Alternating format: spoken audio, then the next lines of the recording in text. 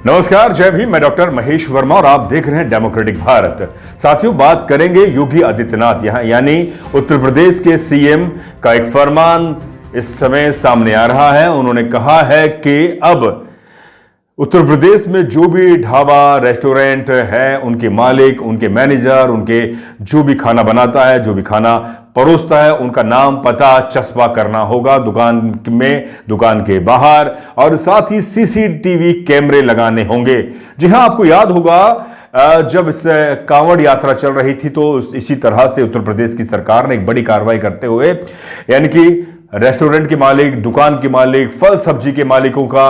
कौन फल बेच रहा है, कौन खाद्य पदार्थों को बेच रहा है, कौन बना रहा है, इन तमाम किसका क्या धर्म है, उसकी क्या जाति है, तमाम चीजें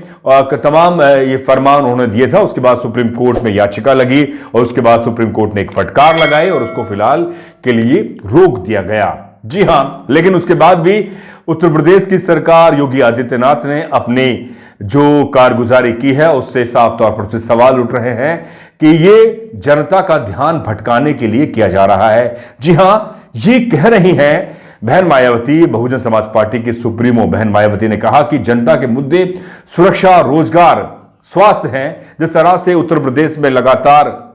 जो कानून व्यवस्था है बिगड़ रही है, उसको लेकर योगी आदित्यनाथ का जो फरमान आना चाहिए, जो बड़ा काम होना चाहिए, दलितों की बहन बेटियों के साथ उनकी इज्जत तारदार की जा रही है। एक गरीब दलित का बच्चा एक ब्राह्मण समाज के खेत में उसकी बकरी चले गई, उसके बाद में उस बच्चे को ये मिर्जापुर की घटना है बताया जाता है, जिसमें उस बच्चे को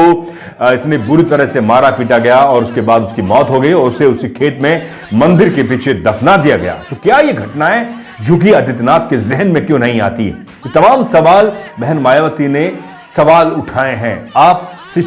सीसीटीवी कैमरा आप लगवाते हैं, खाना कौन बना रहा है, कौन परोस रहा है, इसका मालिक कौन है, उसका मैनेजर कौन है, इसका नाम पता, धर्म, जाति, तमाम चीजें आप लिखवा रहे हैं। ये तमाम चीजें खाद्य सुरक्षा कानून के तहत हैं। जब तमाम मालिक उस पर लिखें, हां ठीक है, आप एक सफाई के तौर पर आपका एक कानून, आपका नियम सही है, लेकिन अगर आप जातीय और धार्मिक विद्वेषता के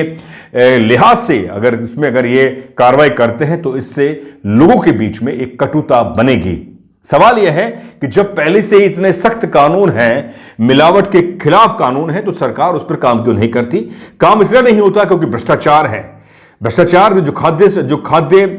जो जांच अधिकारी होते हैं वे साल में 1 या 2 बार सक्रिय होते हैं, होली, दिवाली, दशहरे पर। उसके बाद में वो पूरे साल भर उनके पास से हफ्तार महीना पहुंचता है। उसके कोई फर्क नहीं पड़ता कि जनता चाहे नकली सामान खाए, चाहे जहरीला पदार्थ का सेवन करें, वह अपनी भ्रष्टाचार में संलिप्त होते हैं। ऐसे तमाम बातें, तमाम एसीबी जो रिश्वत भ्रष्टाचार निरोधक संस्थाएं हैं, वो तमाम अधिकारियों ने इन मिलावटी अधिकारियों जो खाद्य सुरक्षा के तहत जो अधिकारी हैं उनके खिलाफ कार्रवाई करी, उनको पकड़ा है। लेकिन ये बड़ी स्तर पर कार्रवाई होनी चाहिए। अभी आपने देखा कि राजस्थान में तमाम जो रेस्टोरेंट हैं, ढाबे हैं, उन पर भी इसी तरह की मिलावटी नकली घी, नकली दूध, नकली पनीर, और जिस तरह से उनके फ्रीज, उनके फ्रीजर, उनके रसोई इतनी ज्यादा बदबू, गंदगी थी और वहां पर लोग चटकारे मार के खाना खा रहे थे या वहां से खाना मंगवा रहे थे। ये हम मानते हैं कि सरकार का नियम सख्त होना चाहिए, लेकिन सरकार ही तो सख्ती करेगी तभी तो उसका इंप्लीमेंट नजर आएगा। लेकिन जिस तरह से योगी आदित्यनाथ ने फरमान दिया है उस पर बहन मायावती ने सीधे तौर पर उसका विरोध किया है कि ये तमाम नियम और कानून हैं, अगर इसका सख्ती से पालना नहीं होती है तो कहीं ना कहीं सरकार इसमें फेलियर है। कांवड़ यात्रा के दौरान जिस तरह से धार्मिक उन्माद फैलाने के लिए एक फल सब्जी बेचने वाले भी अपना नाम बताए, और जो खाना बना रहा है रेस्टोरेंट है या जो चाय पकौड़ी बेच रहा है उसका भी नाम भी उल्लेखित होना चाहिए। ये तमाम सवाल उस समय उठाए थे। उसके बाद याचिका लगी सुप्रीम कोर्ट में, सुप्रीम कोर्ट ने उस पर एक फटकार लगाई। उन्होंने कहा कि आप इस तरह से जो एक निजता है, जो एक प्राइवेसी है, उसका उल्लंघन होता है। तो कहीं ना कहीं सवाल उठ रहा है कि जो मूल मुद्दे हैं, मैंने आपसे कहा शिक्षा, स्वास्थ्य, रोजगार, आपकी समानता, आपकी सुरक्षा को लेकर तमाम मुद्दों को दरकिनार करते हुए उसको भटकाने के लिए इस तरह के फरमान आते रहते हैं, जिससे कि लोग इन्हीं बहसों में पढ़कर अपने मूल मुद्दों को भूल जाएं। और एक बड़ा सवाल बहन जी ने उठाया कि जो बालाजी मंदिर में प्रसादम, जी हां, चर्बी उसमें मिली है, उसमें गाय की चर्बी, उस लड्डू के अंदर गाय की चर्बी और मछली का तेल और उसमें सूअर की चर्बी, तमाम इस तरह की चर्बियों पर के लड्डू बनाए जा रहे थे। चर्बी से उस घी, पहले उसकी घी, चर्बी से घी बनाया गया, उस घी को उसमें बेसन में, नुक्ती में मिलाकर उसको लड्डू बनाया गया। उसका प्रसाद हजारों लाखों जो श्रद्धालु उस मंदिर में पहुंचते हैं उनको खिलाया गया। जब जांच की गई लेबोरेटरी के अंदर तो ये साफ पता लगा कि उसके अंदर गाय की चर्बी, सूअर की चर्बी और मछली का तेल आदि और तमाम ऐसे मिलावटी पदार्थ, मिलावटी जो खाद्य जो चर्बी वाली चीजें थी वो उसमें मिली हुई थी। सवाल बड़ा, एक वैज्ञानिक बड़ा सवाल ये उठ रहा है कि जो लोग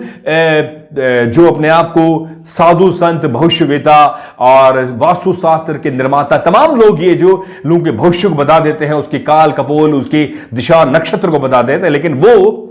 बालाजी मंदिर के लड्डुओं की चर्बी नहीं, उसकी घी, उसका कौन सी उसमें मिलावट है, उसमें कौन सा घी डाला गया, वो उसका पता नहीं लगा पाए। तो बड़ा सवाल है कि जिस तरह के ये जो लंपट बाबा साधु हैं उन पर भी सख्त कार्रवाई होनी चाहिए, क्योंकि ये पूरा ब्रेन वॉश करते हैं भारत के तमाम नागरिकों का कि हम आपका भविष्य बताएंगे, हम आपका भूतकाल जो भी पीड़ादायक रहा है लेकिन भविष्य उज्जवल होगा, आपकी ऐसी नौकरी मिलेगी, आपको ये व्यापार में संपन्न होंगे, आपको ये बच्चा होगा, आपको ये तमाम सुख सुविधा होंगी, आपको ये प्यार मोहब्बत, तमाम तरह की जो चीजें ये बताते हैं, आपकी बीमारियां तक वो दूर करने की बात, वो कहते हैं कैंसर को वो एक फूंक से दूर करने की बात करते हैं, लीवर डैमेज जिसका हो गया, किडनी डैमेज हो गई है, यही साधु संत,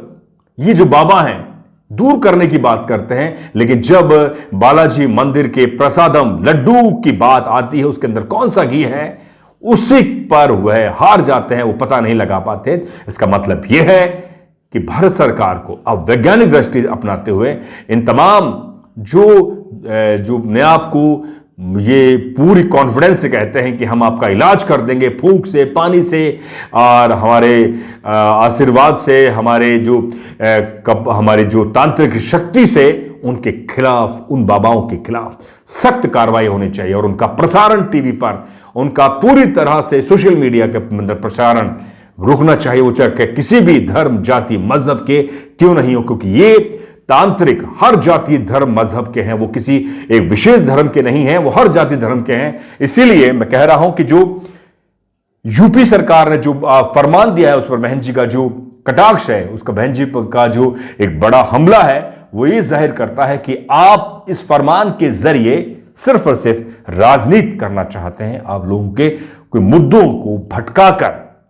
भटकाना चाहते हैं, जिससे कि वो आपसे सवाल ना कर पाए। जितनी महंगाई बढ़ रही है, बेरोजगारी बढ़ रही है, सुरक्षा, महिलाएं सुरक्षित नहीं है, दलितों के साथ लगातार अत्याचार हो रहे हैं, महिलाएं लगातार वो सुरक्षित नहीं है, क्या आखिर क्यों इस पर सरकार गंभीर नहीं हो रही? बहन जी का ये ट्वीट, ये जो सवाल, ये हमला अपने आप में मौजूदा दौर के अंदर मौजूद है। तो साथियों,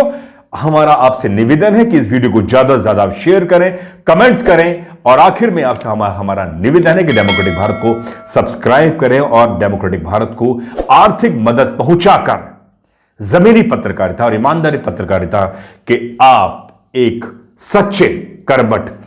एक व्यूअर बन सकते हैं, एक अच्छे दर्शक बन सकते हैं और एक अच्छे मददगार बन सकते हैं। दीजिए इजाजत, फिर मिलेंगे एक नए समसामयिक विषय के साथ में, जिससे कि आप और हम